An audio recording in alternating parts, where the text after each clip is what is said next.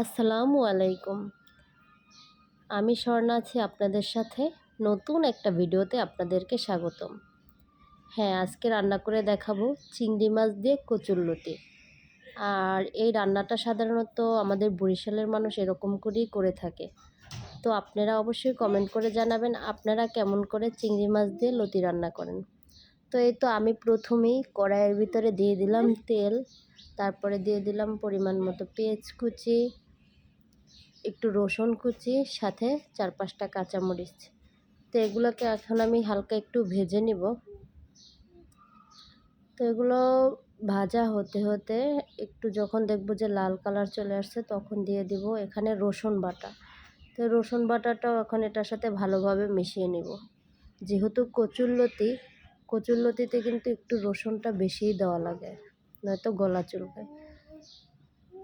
তো এই তো এখন দিয়ে দিলাম এখানে হলুদ গুঁড়ো 1 চামচ, 1 চামচ মরিচের গুঁড়া, আর হচ্ছে 1/2 চামচ লবণ। এখন এগুলোকে তেল আর পেঁয়াজের সাথে মশলাগুলো ভালোভাবে কষিয়ে নিব। সাথে এই যে দিয়ে দিলাম একটু পানি। এখন পানি দিয়ে এই মশলাটাকে আরও ভালোভাবে কষাতে হবে, যাতে করে হলুদ মরিচের কাঁচা কাঁচা গন্ধ না আসে। এই তো দেখেন মশলা থেকে তেল উপরে চলে আসছে। আমার কিন্তু মশলাটা কষানো হয়ে গিয়েছে প্রায়। এখন আমি এর ভিতরে দিয়ে দিব চিংড়ি মাছ।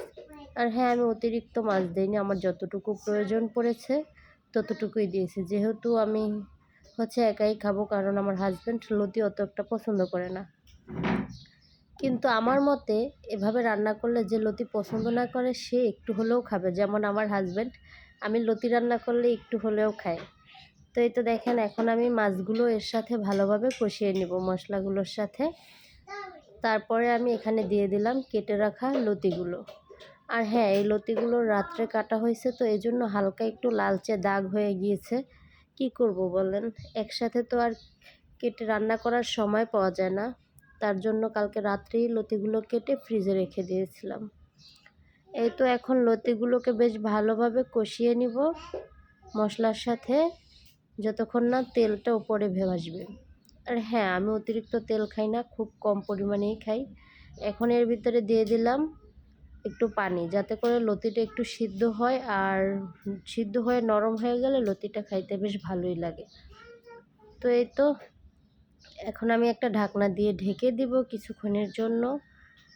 আর হ্যাঁ, আপনারা অবশ্যই কিন্তু লতিটা এভাবে রান্না করবেন যদি আমার রান্নার ভিডিও দেখে কেউ রান্না করেন। আর অনেকে অনেক রকম রান্না করে, সেটা যার যার ব্যক্তিগত ব্যাপার। আর হ্যাঁ, এই তো দেখেন, তো এই তো এই পর্যায়ে আমার লতিটা রান্না হয়ে গিয়েছে। সবাই কমেন্ট করে জানাবেন কেমন হলো। আল্লাহ হাফেজ।